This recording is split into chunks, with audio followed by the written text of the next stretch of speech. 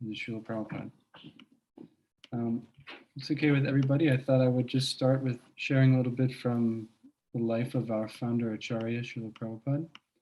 We've been reading his Lilamrita, and every now and then I come across some very pertinent points that I think would be important to share with everybody in Bhagavatam class. So this is volume 1. It's right before Srila Prabhupada leaves for America.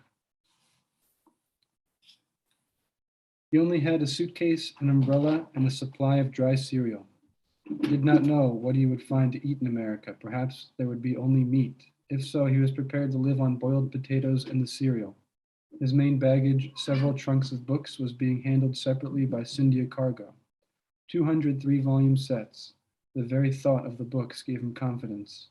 When the day came for him to leave, he needed that confidence. He was making a momentous break with his previous life, and he was dangerously old and not in strong health, and he was going to an unknown and probably unwelcoming country.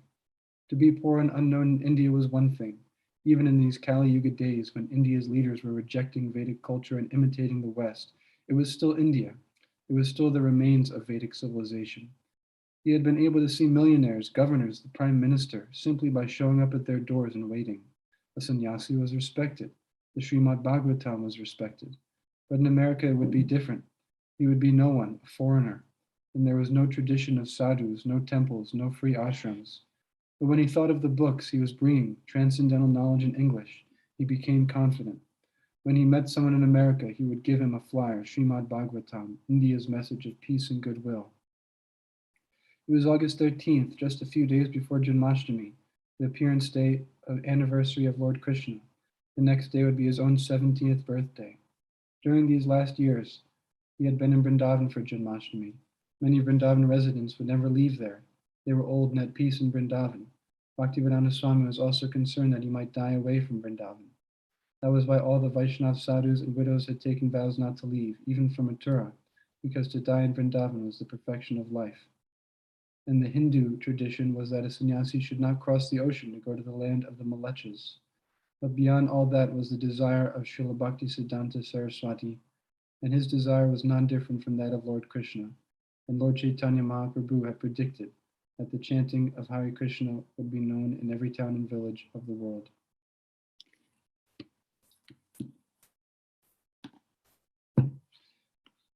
Okay, so now we're picking back up at the very beginning of the 10th canto. Very exciting. So I'll go to that verse now. I can pull it up here.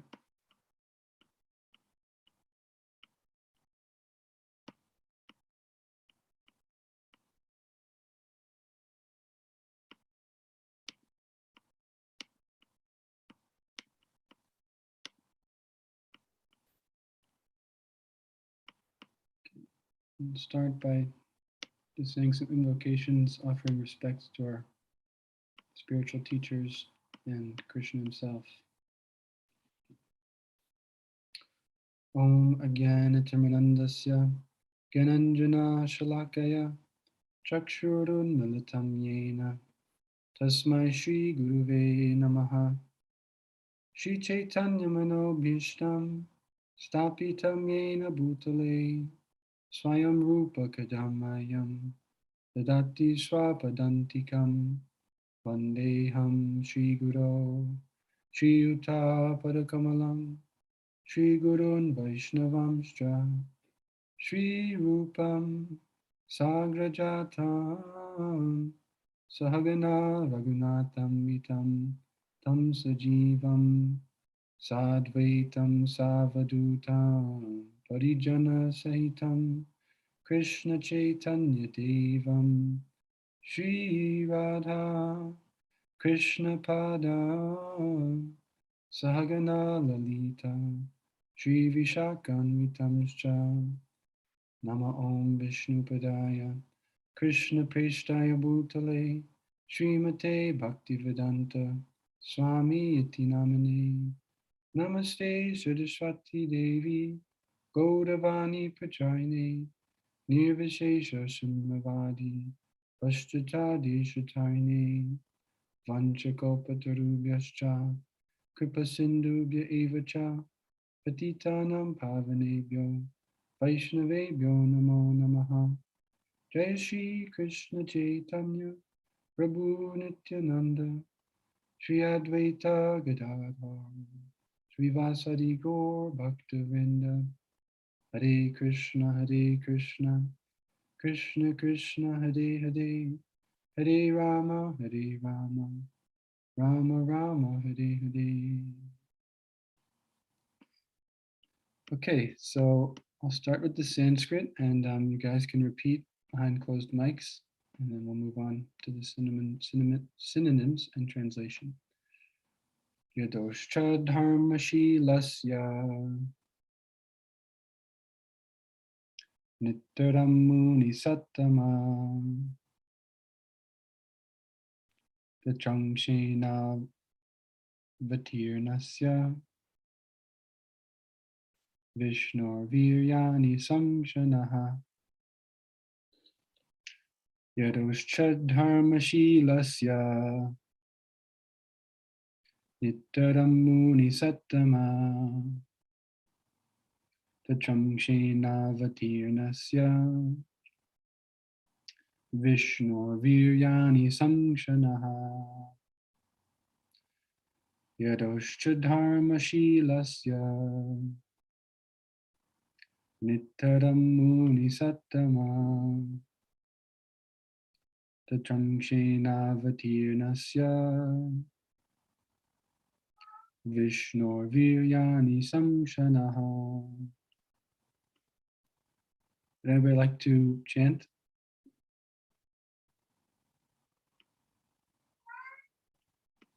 Yadoscha dharmashilasya nitaram munisattama tatram shena vatirnasya Vishnor viryani samsanaha.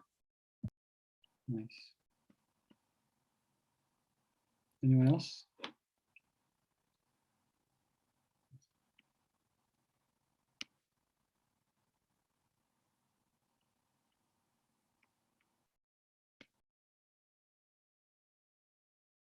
Okay. Yadaho of Yadu or the Yadu dynasty. Cha also. Dharmashilasya who were strictly attached to religious principles. Nittaram highly qualified. Muni Sattama O best of all Munis, king of the Munis, Shukadeva Goswami. Tatra, in that dynasty. Angshena, with his plenary expansion Baladev. Avatirnasya, who appeared as an incarnation. Vishnaha, of Lord Vishnu. Viryani, the glorious activities. Samsha, kindly describe. Naha, unto us. Translation. O best of Munis, you have also described the descendants of Yadu, who were very pious and strictly adherent to religious principles. Now, if you will, kindly describe the wonderful, glorious activities of Lord Vishnu or Krishna, who appeared in that Yadu dynasty with Baladev, his plenary expansion. Purport. The Brahma Samhita 5.1 explains that Krishna is the origin of the Vishnu Tattva. Ishvaraha Parama Krishna Satchidananda Vigraha Anadir Adya Govinda Sarvakarana Kardanam. Krishna, who is known as Govinda, is the supreme controller. He has an eternal blissful spiritual body. He is the origin of all. He has no other origin, for he is the prime cause of all causes.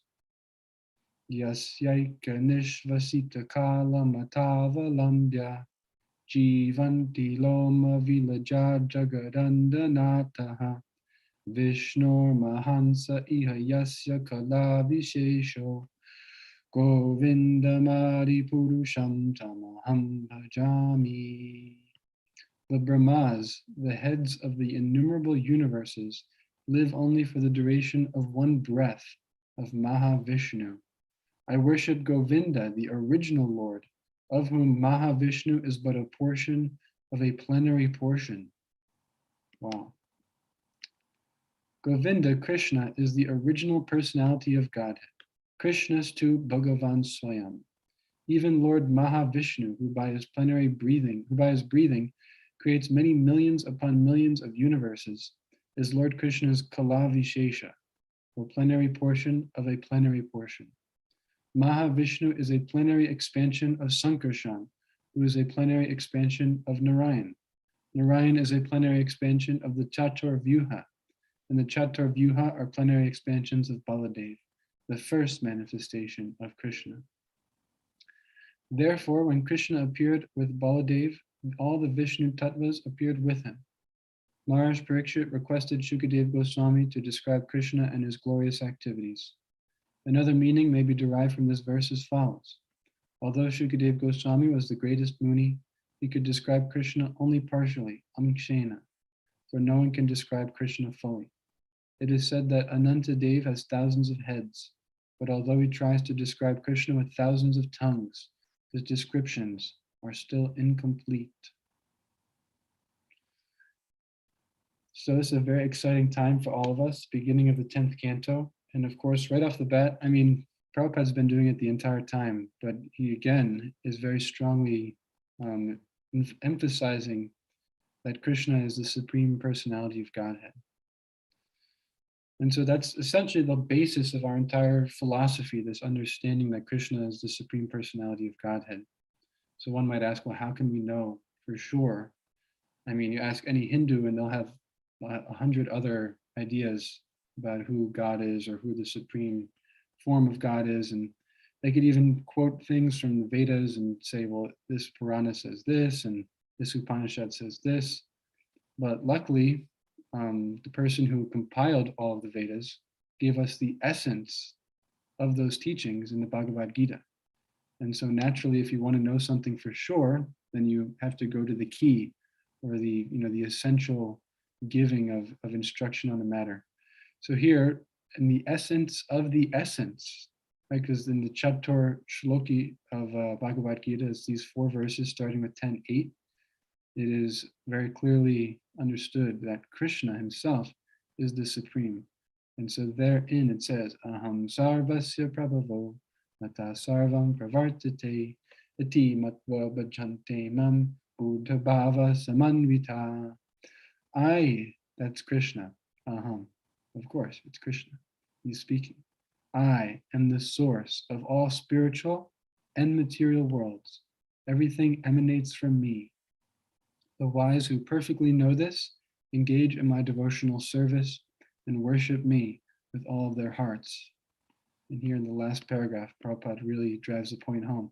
Lord Krishna is the source of all generations, and he is called the most efficient cause of everything. He says, because everything is born of me, I am the original source of all. Everything is under me, so no one is above me. Very clear. Very clear, especially if you know the Sanskrit, because of course Sanskrit has different meanings, but Bhagavad Gita is so poetic, and each Sanskrit word can have different meanings, but the supreme understanding of those meanings is very beautiful and very clear, and here's what's being said.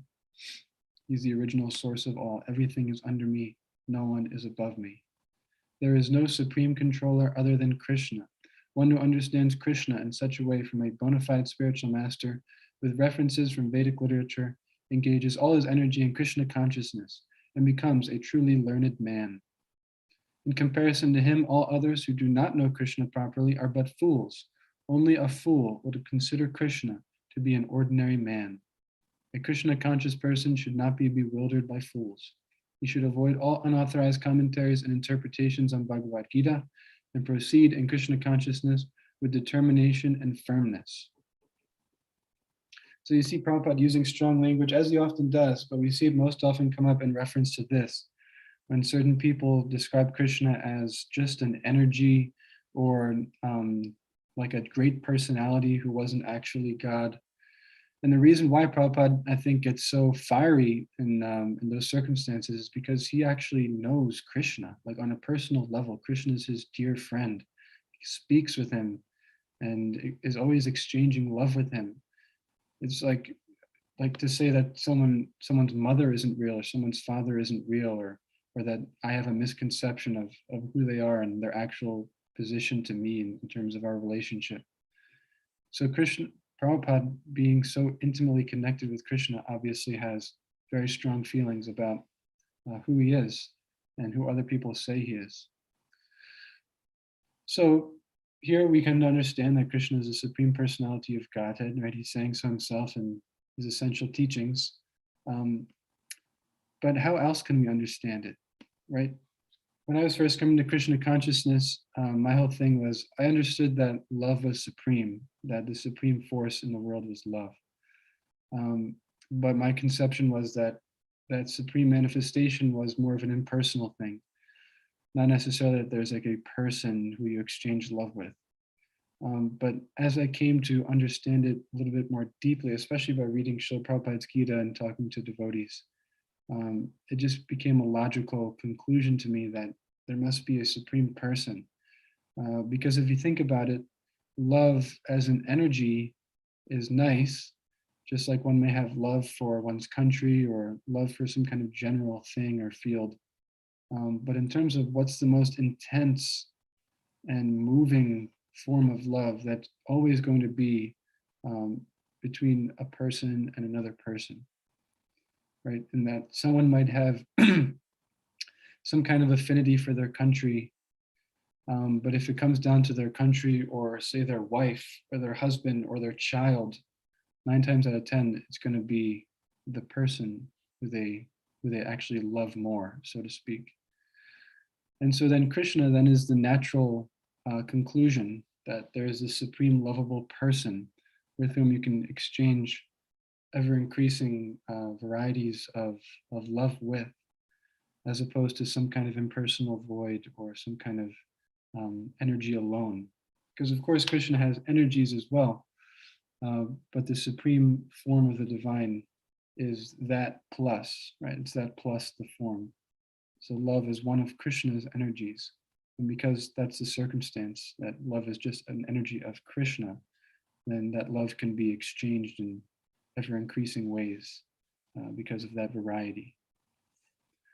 So Krishna has all different kinds of ways in which he augments this love too, right? I mean, just to further illustrate the point of love being in its supreme form when it's exchanged with a person, Krishna gives so many examples in the 10th canto, which we're just now getting into. One of the most moving and intense instances, at least in my humble opinion, is in the pastime of Kaliya. Therein, Krishna is just a little boy. I think he's about 5 years old or so. And everybody is completely in love with him, but they don't think of him as God, right? They think of him as their little darling boy and someone that they have to take care of and watch out for. And they're afraid that he might get hurt or injured. So on one particular day, Balaram had stayed back from the forest with the boys. And Balaram was the elder brother, and so everybody in Vrindavan had the understanding that he was the one kind of looking out for Krishna when they went out into the scary forest. And he was making sure Krishna was okay. And this one particular day, Balaram stayed back. And lo and behold, all of a sudden, all these horrible omens started manifesting in Vrindavan. It got really dark, shooting stars, people's left side, the men's left side of their bodies were twitching. All these really bad omens began manifesting. It became like a really scary kind of situation. And of course, all the residents of Vrindavan started noticing these things and they're wondering what's going on and what could have happened or what's happening. And then they realized that Balaram had stayed back that day. And so because of that, they start really freaking out and getting really scared and disturbed because they realized that something must have happened to Krishna because Balaram stayed back and he was normally protecting Krishna. And the one day that he didn't go, all of a sudden there's all these horrible omens. So they started really getting upset, like really freaking out because Krishna was their entire life and soul. Their whole lives were dedicated to Krishna. It's described in the Bhagavatam in the spiritual world.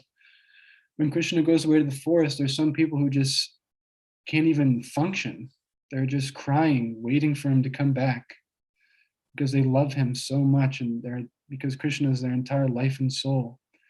And so when he's gone, it's like they don't know what to do with themselves almost. They're just so devastated, just wait, even though they know he's going to come back at the end of the day.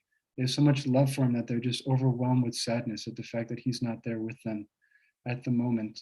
And so you could just picture their emotions. I mean, it's obviously inconceivable, but we get some inkling of the way they're feeling when they started to realize that Krishna was in danger, that he was maybe being harmed, and that he could have even died, at least in their estimation. So immediately there's a mass exodus from the village, and they all start running to where the boys are in the forest. And then when they get there, then they see all the boys, thousands of them, are unconscious on the ground. They've all passed out, all the boys. They see that they're all lying like as if dead on the ground in front of this lake. And they hear the cows are mooing and basically screaming in agony and looking up at this huge serpent in whose coils Krishna is enwrapped and being suffocated practically. And so now when they see this, they're really disturbed. I mean, they're like on the brink of suicide, actually. It's described that the coward men were just like befuddled and they couldn't think straight, and they're going to enter the lake, even though they know it's extremely poisonous. They're willing to give up their lives, not even thinking so much like to save Krishna, but just like a magnet, like hypnotized. They just can't stand to see this sight. They have to do something. They start moving towards the lake. And Mother Yashoda, of course, I mean, we can't understand the feelings that are there, but she's completely devastated and in total agony. And Balaram is holding back the cowherd men, and it's described he's holding them back in different ways. Some he's holding physically with his arms. Others he's speaking with them, telling them it's okay, because he knows, of course, because he's also God, and he's the one who knows that Krishna is actually okay. But nobody else has any idea. They're all completely overwhelmed with their loving emotions towards him. And then others he's smiling at. He's casting a sidelong, smiling glance at them and kind of trying to reassure them that it's going to be okay. But nevertheless, it's this huge, just devastating situation. Everybody is absolutely paralyzed with fear and agony and distress. And then just at the peak of this total devastation, Krishna finally breaks free of the coils of Kaliya, and he gets into the water. And then he jumps up and he starts dancing on Kaliya's hoods. I mean, this is crazy. Just a second ago, he was enwrapped. Everybody thought that he was going to die for sure. Maybe he was already dead. And now all of a sudden he's jumped up on Kaliya's hoods and he starts dancing. I mean, it's insane. Mind you, he's 5 years old. So, I mean, what to speak of like breaking free of the coils. He's now completely bewildered Kaliya. He's dancing on his head. Not only that, but then the Gandharvas and the Siddhas and the Charanas, all these heavenly singers and musicians appear in the sky, in the clouds, and they start playing music. It's described, they have all these drums and they start beating the drums to Krishna's dancing. And it creates this entire shift in atmosphere. And it's an incredible scene. And now, just a second ago, it was like the worst moment that you could ever conceive of for all the Brajbasis.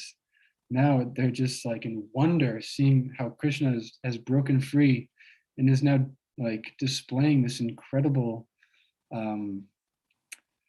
feat of dancing on this humongous serpent's hoods.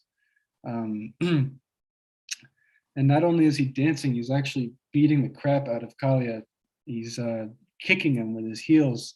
And it's described that the jewels from Kaliya's hoods, they're reddish, and they're making the soles of his lotus feet reddish as he's dancing. And it's just this incredible scene. And so everybody is like completely overwhelmed. I mean, I don't know. I can't really describe the feelings, obviously, let alone begin to conceive of them. But what I can at least get a little bit of in terms of understanding is how wonderful Krishna is in his ability to increase his devotees' love for him. And he created this entire display of loving exchange in which he could increase the devotees' love for him, and in which he could kind of show off for them, especially the gopis, because it's described, the servants of Srila Prabhupada in the purport describe how at this point the young damsels of Braj were seriously falling in love with Krishna. And so the question may be raised also, though, like, why would Krishna put his devotees in that situation to begin with, where they're in this horrible agony and so devastated and so much pain to see him in that situation? But it's described that that kind of pain and agony isn't like the kind that we'd experience if, say, like our son or our friend was in a distressful situation, because the feelings they're feeling are all coming out of this love that they have for Krishna, this prema, not material love, but actually it's a different kind of love. It's a spiritual love. And we know that in the spiritual sense, things tend to get flip-flopped. And so the highest thing becomes the lowest thing becomes the highest thing. What's most painful becomes the most pleasurable. And so this is one of those instances where what was most painful apparently for them was actually giving them a very, like an overwhelming, like loving experience for Krishna that wasn't just like raw pain that we'd experience in the material world, but it ultimately contributed to the most ecstatic and overwhelming bliss, especially, of course, once Krishna broke out of those coils and was dancing on Kaliya. So no one could really have this kind of loving exchange with an energy, right? This kind of intense love requires a person. And Krishna is a supreme person for this reason, that he is the reservoir of all these extremely deep, loving mellows. And he knows how to augment them in his devotees. So I remember, and I think in the last class I gave, Emily asked the question of why, how could we not love him, right? Like, how are we able to turn away from him? And, how, even considering the strength of the loving relationship that we naturally have with him, how is it possible that we could completely forget about it? And Prabhupada gives the example of turning away from the sun, that of course we all have free will, and so we all have the option to turn away from Krishna, turn away from the sun. And no matter how strong the sun is, if we just cover our eyes with our hands or with something very thick, then to us we're in complete darkness. So that's always available. We have that option. It just makes sense, right? I mean, considering that Krishna is unlimited, he has unlimited energies, there's unlimited jivas, there must be a faction of jivas that turn away from Krishna. Because otherwise, if there weren't, then there wouldn't be quote unquote unlimited jivas. So we're part of that faction, but it also creates a very special kind of loving exchange that we can ultimately come to have with Krishna. Like in the Brihad Bhagavatamrita, tells a story of Gopakumar, who was in the material world, and through chanting and following the instruction of his spiritual master, he was able to go back to the spiritual world. And when he went back to Goloka Vrindavan, there's a very vivid and emotional description of what it was like when Krishna first saw him. And it tells about, as I was relaying earlier, this kind of scene where Krishna is gone and people are waiting for him to come back. And then all of a sudden, in the distance, you start seeing this cloud of dust, of Vrindavan dust. And Gopakumar is there. He hasn't seen Krishna yet, but he's back in the spiritual world. He sees the dust and everybody starts gathering and they start watching in the distance, this cloud of dust coming closer. And then you can start to hear the certain sounds of Krishna's flute. And it's described as it gets closer, then you can hear the modulations that Krishna is playing, like what we would know to be like jazz. Krishna is modulating between different keys and offering certain technical embellishments in the music that we can't understand, right? It's described when I think it was Lord Brahma, when Lord Brahma or Lord Shiva heard Krishna's flute, he couldn't understand if it was the greatest nectar or the most deadly poison. And even the supreme being of the material universe couldn't grasp mentally what was going on in Krishna's music, but he was just overwhelmed by it. So he starts hearing these modulations in Krishna's flute, and then you could start to see the shape of the boys and the cows. And finally, you see out in front Krishna Shamsundar playing the flute, and with all the boys and the cows in back of millions, mind you. And it's this incredible procession. The bugle horns are going, and then Krishna sees that Gopakumar is there, his long lost friend has returned finally to the spiritual world, and he becomes overwhelmed. Krishna becomes overwhelmed. He starts sprinting towards Gopakumar and embraces him, and they're crying together. But I won't get too much into details. You can read Brihad Bhagavatamrita yourself. It's a great book, and it's published by the BBT, and commentaries are given by Sanatan Goswami, translated by Gopi Pranadhana Prabhu. But we can understand that the relationship between even the conditioned souls like ourselves and Krishna is miraculous. And the fact that we are here currently in the material world creates a special kind of relationship as well once we return. And Krishna is saying like, oh, it's been so long. I thought you would come sooner, but I am glad you're here now. All these things. So how to get back home, back to Godhead? Well, it's very clear. Just like we turned away from the sun, and here we are. We just have to turn back around the other way, and just stay in contact with Krishna. Like my spiritual master says, we just keep the vibration going at all times. It's very easy now. I mean, back in the time of Srila Prabhupada and his disciples, pretty much up until the past, 15 years or so, it was not as easy to keep the vibration going, to stay always in contact with Krishna. Now we download an app I recommend to everybody called BVL. B as in boy, V as in Victor, L as in Larry. BVL, Bhaktivedanta Vedic Library. And it has all of Prabhupada's books in audio form. And so you can actually just keep Srimad Bhagavatam going throughout your day. And even if you don't want to wear an earphone all day, most people have pretty much everybody has a speaker on their smartphone. They could play the Srimad Bhagavatam or Chaitanya Charitamrita or Krishna book out loud all day and just stay in contact with Krishna all day for the rest of their lives, and then just never forget Krishna, at least, to some extent. So it's very easy nowadays to remember Krishna just by a phone. You can always just keep the vibration going. It's a very easy way to stay in contact, and it helps a lot. Helps you make decisions throughout your day. And so we do that. Prabhupada has left a boat for us on this side of the material world.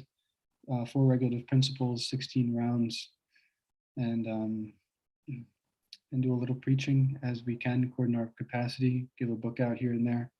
I've been trying to keep at least one small book on me and give it out whenever the opportunity arises.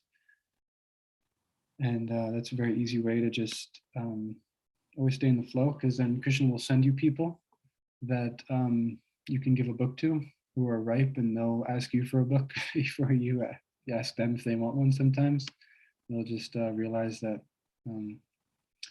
maybe it's something they'd be interested in.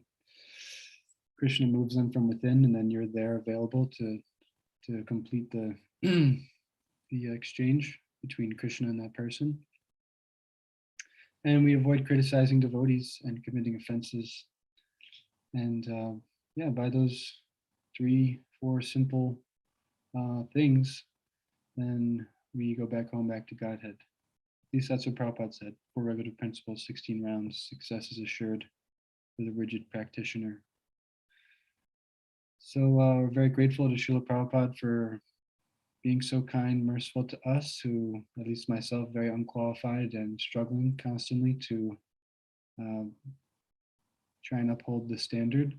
But the standard is very low by his grace, simply these 4 regs, 16 rounds, and little preaching, and success is assured.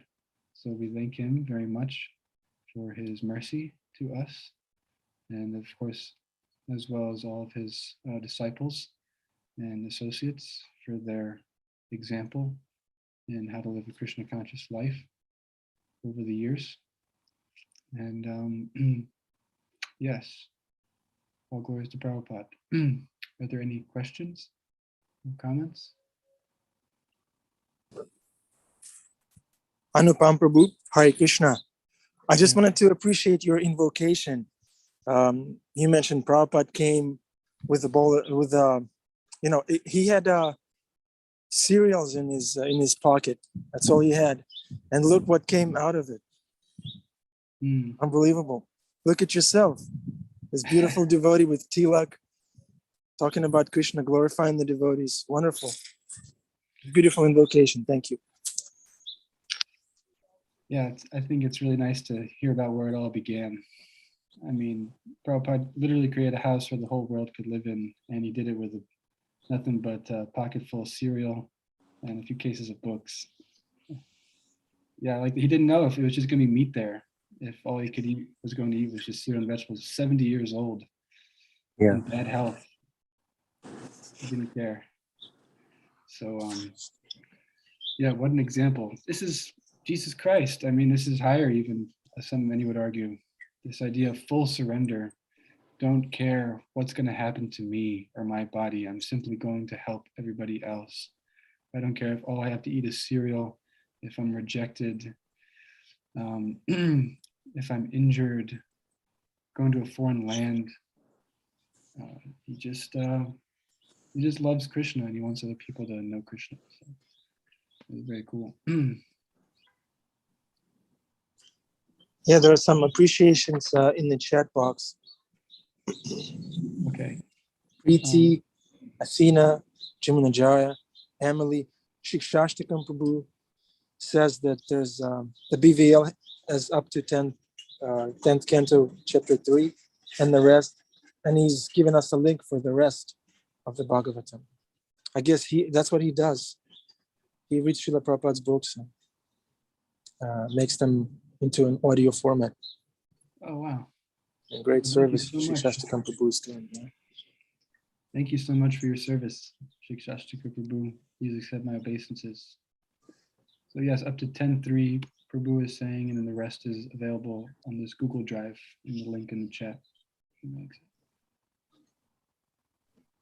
Thank you for class, Anupam. I feel it's very encouraging when you talked about, I think it's really important to always remember that Krishna is a person, and that, like you said, you can't love the person and you can't love a thing. It's got to be a person. And it gives me a lot of encouragement that though we are not the supreme person, we are a person, and that means we have the potential to be loving.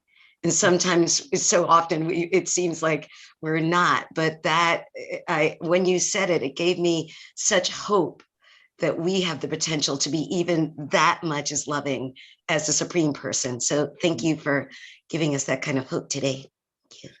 Yes, yeah, it's described very clearly, very cut and dry in the CC that prema, not like love, like that we experience in the material world, but that love that is there in the residents of Goloka Vrindavan, like we were talking about earlier. That prema, it says the word prem, is there in our heart.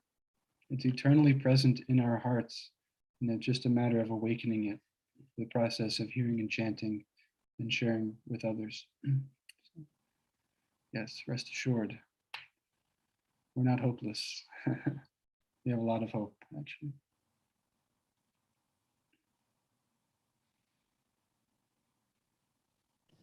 Yeah, does anybody else have a reflection or a comment? Yes, Shikshashtakam Prabhu. Yes, Hare Krishna. Thank you for your class, and thank you for reading and commenting upon the Bhagavatamrita. I got that book when Vaisheshika Prabhu was in New Vrindavan. His disciples were out in a tent, and he gave such a good promotion. He's really a kind of a promoting machine for the BBT, and he said, come and get this book. It's like it was a pre-order, and so I went out there and I signed up, and his disciples actually recognized my name and my voice because they'd heard he would give, like, he really likes giving swag out, Krishna swag, like little armbands, and that's the string of armbands or buttons or things like that. And he said, get this wristband, and when he came out of the temple, he said, all the devotees should get banded, just like birds, And so I bought the book, and there was one devotee that gives out my audiobooks to him. He gives them like bulk thumb drives, and he was giving it all my Srimad Bhagavatam audiobook like candy, just like Krishna swag. So, but I've also done the Srimad Bhagavatamrita, and that is a wonderful book. It's wonderful how things just change a little bit in the spiritual world. You remember when he was talking about Kaliya, and it's just slightly changed, in the spiritual world in Goloka Vrindavan. It's said that when Krishna was up on the heads of Kaliya, the gopis were there, and Krishna actually took the scars of the serpents, the Nagapatnis, and he was using that as reins. So he was riding the Kaliya serpent and playing his flute at the same time.